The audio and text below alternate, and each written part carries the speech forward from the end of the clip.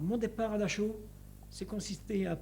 Je suis monté dans un wagon, plus que plein, à découvert, il neigeait, et dans certaines gares, on recevait des boules de pain, des saucissons. C'était à celui qui l'attrapait. Je me souviens qu'il y en a un avec nous, un Russe, qui a attrapé un saucisson. Plutôt que de partager, il a voulu le manger. Il est mort étouffé. Et plusieurs ont voulu voir au-dessus du wagon quelle direction on était. Malheureusement, les coups de feu ont tiré, et même à travers le wagon, il y a eu des tués. Moi, j'avais pris l'habitude, quand on est parti de Compiègne en 1944, à chaque fois j'ai pu prendre dans un wagon avec des anciens qui m'ont toujours dit mets-toi dans un angle. Et j'ai toujours essayé de voyager dans un angle. Je ne pouvais pas être pris de dos. Je voyais venir ce qui venait. Parce que entre nous, il n'y avait plus de pitié à la fin. J'étais chacun pour soi. À Dachau, nous sommes arrivés. Dans le convoi là, qui vous emmène, il faisait froid. Il faisait froid, il tombait de la neige. Et alors? Il neigeait. Ben, on était trempés et jusqu'à notre arrivée à Dachau, on était mouillés, on est arrivés comme ça. Et dans le wagon, est-ce qu'il y avait eu des morts? Il y a eu des morts par étouffement, piétinés et étouffés. Et quelques coups de feu qui ont été tirés, parce qu'il y en a qui ont voulu voir où c'est qu'on était, que les Allemands ont tiré. Parce que à chaque vigie, le wagon, il y avait un homme en position de tir. Et à Dachau, ça n'a pas consisté à mon convoi. Les Allemands avaient commencé à emmener des Russes sur le Tyrol. Les voies de communication étaient coupées. Et quand les Américains sont arrivés à Dachau, ils ont retrouvé des trains complets de fusillés dans les wagons, de morts. Des trains complets. Et à Dachau, on est passé, j'ai été en quarantaine comme toujours, immatriculé, je ne sais pas pourquoi, parce que c'était la fin, mais tout homme qui n'était pas immatriculé, un convoi, n'avait pas le droit, il ne figurait pas au camp, n'avait pas le droit à manger. J'ai été immatriculé à Dachau, il n'y avait plus de place pour dormir, on couchait tous par terre. Et il y avait la place, on se mettait, je me souviens, devant notre baraque, toujours en quarantaine, il y avait des remorques, vous savez, comme dans les cultures, des remorques chargées de morts. Mais sur une hauteur, on ne pourrait pas dire combien. C'est incroyable. Incroyable ce qu'il pouvait y avoir de morts là. Et on a été libérés le 29 avril. Pour nous, n'a pas été une joie, si vous voulez, mais une peur. Parce que les Américains ont trouvé des gens qui s'étaient sauvés, ou d'autres, des prisonniers de guerre, russes, enfin, polonais, ou des déportés qui étaient encore en bonne santé, costauds, ils ont ramené au camp. Et eux, ils ont trouvé les caves d'Allemands, où il y avait du schnapps, de l'alcool, et ont bu énormément. Et au début, les Américains ont abandonné les fusils. Ils tiraient partout. Et on a été libérés en ayant peur des Russes. On avait peur. On restait dans un coin, on se dit, mais qu'est-ce qui va nous arriver? On est libérés. Et bon, les Américains s'en sont aperçus de leur erreur, mais trop tard. Eux, ils étaient en bonne santé, et puis l'alcool, puis certainement qu'ils n'ont pas bu d'alcool depuis un bon moment, et c'était des fous. Qu'est-ce que vous avez vu d'autre à Dachau? Vous avez vu beaucoup de Français? Ben, Dachau, on a vu des Français parce que tout le monde se repliait, c'était tout, mais tout le monde, on était dans un état malade. Moi, je vous dis, j'avais eu le typhus, je suis arrivé à Dachau, j'ai eu de la dysenterie, automatiquement. Et on ne pouvait pas marcher, et ce qu'on voulait, c'était boire la dysenterie. Et moi, ce que j'ai vu, dans une pièce où c'est qu'on appelait les douches, pas les douches, les lavabos, une pièce où il y avait des lavabos, des morts qu'ils avaient lavé au jet, et j'ai vu des détenus aller lécher le pavé tellement qu'ils avaient soif, entre les morts. Ça, c'est des choses que j'ai vues. Et je crois que si j'avais pu me traîner, je l'aurais peut-être fait. Mais je ne pouvais pas me traîner. Et on a eu une chance, on a eu des colis de Croix-Rouge. Parce qu'il y avait énormément de colis de Croix-Rouge d'emmagasinés à Dachau. Et j'avais toujours des copains que je vous disais de Montceau-les-Mines, que j'avais retrouvés, qui étaient partis, je ne sais pas s'ils sont partis par le train ou à pied, je ne sais pas. Et c'était bien gentil, les colis de Croix-Rouge. On avait des haricots en grains ou des haricots ou des lentilles. Mais comment voulez-vous qu'on les cuise? C'était pas... Alors on s'arrangeait avec plusieurs à avoir pour partager. Et les copains, moi je ne pouvais plus manger. J'avais faim, tout me faisait envie, mais rien ne passait. Et heureusement que rien ne passait, parce que les Américains, en arrivant, il n'y avait plus d'eau, il n'y avait plus rien.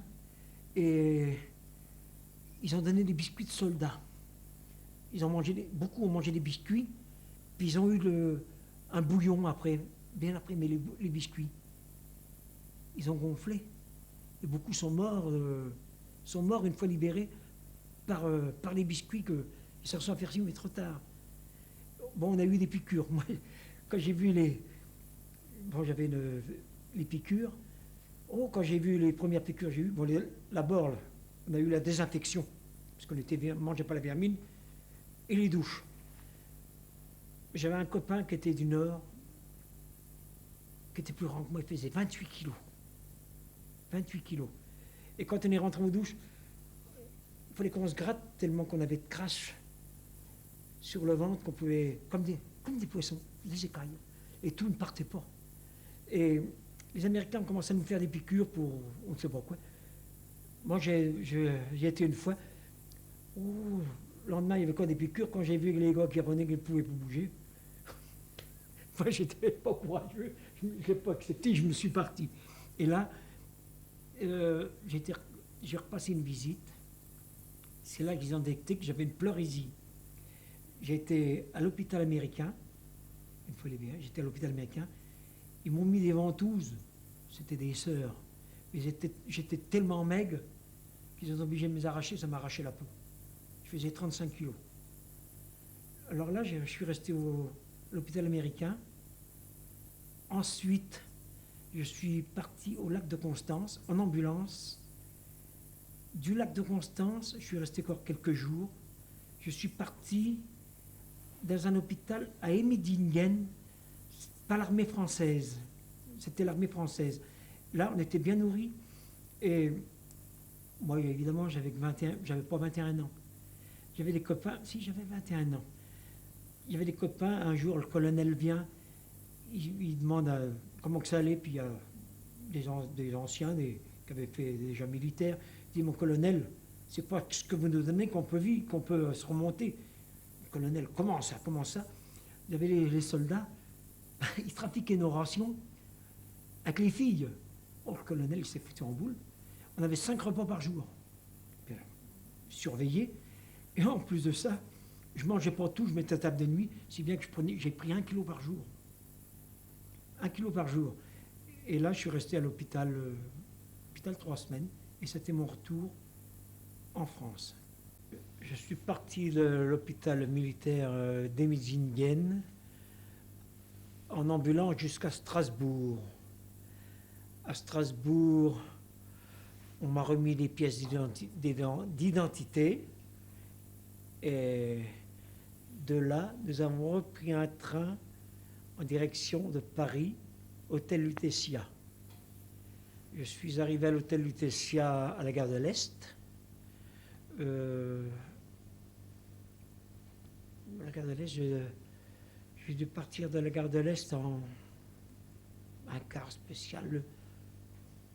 Pour Lutetia, je sais pas, c'est un peu vague. Je suis arrivé à l'hôtel Lutetia et je suis resté. On m'a remis un colis que d'ailleurs je m'étais fâché parce qu'il y en a un qui prétendait que je l'avais déjà reçu, que je ne l'avais pas reçu. Que j'ai dit s'il a envie de le garder. C'est tout. Enfin. Et le lendemain matin, on m'a fait les papiers. Le lendemain matin, on m'a emmené à la gare Montparnasse. en voiture. On m'a mis dans un train. Oui, mais avant, au Lutetia, qu'est-ce que vous avez fait au Lutetia? Ben, j'ai dû remplir des papiers. C'est vague. On vous a désinfecté, non? Non, non, non, non. J'avais passé les hôpitaux, tout ça, j'étais désinfecté. La seule chose qu'on m'a fait, on m'a remis juste un colis de Croix-Rouge, c'est tout. C'est tout. Et de là, je vous dis, le soir, j'ai couché que je n'ai pas dormi parce que c'était trop doux. Et le lendemain matin, on m'a emmené à la gare Montparnasse, que j'ai pris la direction, on m'a mis dans un train, en compartiment de première et qu'on a fermé à clé. Oui. Et on m'a amené un chocolat, café, dans le compartiment. Et le train s'est arrêté spécialement à Verneuil-sur-Avre, où ma destination, et qu'un arrêt n'était pas prévu pour ce train. Et moi, je suis arrivé à Verneuil et je suis allé chez mon frère. Pourquoi vous avez fermé Ben, pour que compartiment? personne vienne m'enquiquiner, pour que c'était un peu réservé. Bon, je suppose que pour que je sois tranquille, parce que c'était un peu, comment dirais-je, j'étais méfiant, j'étais peureux, je me méfiais, je sais pas, j'avais une appréhension ou quelque chose qui ne devait pas être normal en moi. Donc vous arrivez à À Verneuil-sur-Avre. Verneuil-sur-Avre, là, on m'a emmené chez mon frère, qui était à 500 mètres de la gare, que mon frère était au travail à ce moment-là, travaillait à la Société Générale. Et c'est là que c'est commencé. Et je suis resté pendant... Mon frère m'a regardé pendant une bonne 8-10 jours à Verneuil-sur-Avre. De là, j'ai été repris après par une tante, parce que je n'avais pas d'autres familles chez qui aller, ni d'argent. Une tante et un cousin qui m'ont pris. Voilà. Et de là, Comment ils vous sont trouvés? oh ben, j'étais bouffi, j'étais les jambes enflées. Ils appelaient ça de l'édème, je pense. On me voyait tout ça. Et je suais constamment, je ne pouvais pas me tenir debout. C'est que dans la nuit, il fallait se lever pour me changer les draps. C'était que de l'eau, je transpirais, c'était dû, je ne sais pas à quoi. Et de là, je suis resté chez mon frère, chez la tante et chez un cousin qui était tout près d'Évreux. Et c'est de là que je suis après que j'étais envoyé dans un centre de convalescence à Gaillon. Mais pourquoi? Qu'est-ce que vous aviez vu un médecin? Ben, j'avais vu au départ, je n'ai pas vu grand monde au départ quand je suis rentré. J'ai vu que des docteurs que quand j'ai été au centre de convalescence à Gaillon, et si je suis allé à Évreux pour certains papiers, et c'est là qu'ils m'ont dit que je ne pouvais pas rester comme ça, qu'il me fallait une convalescence. Je dis oui, une convalescence, mais moi j'ai rien, je ne sais pas, j'ai nulle part où aller. Et c'est là que je devais aller dans une maison à côté d'Évreux qui s'appelait le Boulet-Morin. Et ils m'ont envoyé à Gaillon, que je me demandais ce qui s'était perdu, ce bled-là. Je ne savais pas, et c'est comme ça que je suis venu atterrir à Gaillon. Le 16 août 1945, j'arrive à Gaillon. Et là, j'ai fait beaucoup de féronculose, j'ai fait des abcès. Constamment, je ne pouvais pas tenir debout, je ne pouvais pas marcher. Je suis resté jusqu'au mois d'octobre à Gaillon au centre. Vous étiez soigné pour quoi? Soigné pour le repos, je suis allé voir pour le dentiste, le docteur me soignait, puisqu'on avait le droit pour les dents, et puis c'était du repos surtout, il me fallait, comme on m'a dit. Puis j'ai eu des piqûres j'ai fait des abcès, pas mal d'abcès, parce que j'avais trop mangé, trop riche, trop tôt, trop fort, et c'est de là que je suis venu à Gaillon.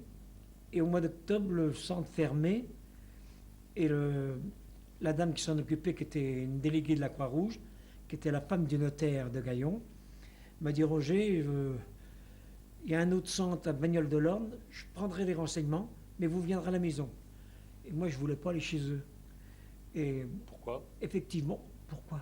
J'étais pas dans mon milieu. Pour moi, c'était des gens qui étaient très gentils. Et le centre, à Bagnoles de l'Orne, ça n'allait pas. Elle m'a dit, votre chambre est prête à Gaillon. Et je suis descendu chez eux à Gaillon. J'ai eu ma chambre, ils m'ont habillé, ils me donnaient de l'argent de poche. Et je suis resté jusqu'à fin février 1946 Comment il chez eux. s'appelait? Monsieur Maître Simoneau, notaire à Gaillon. Et que je suis toujours resté en bon terme avec eux jusqu'à leur décès.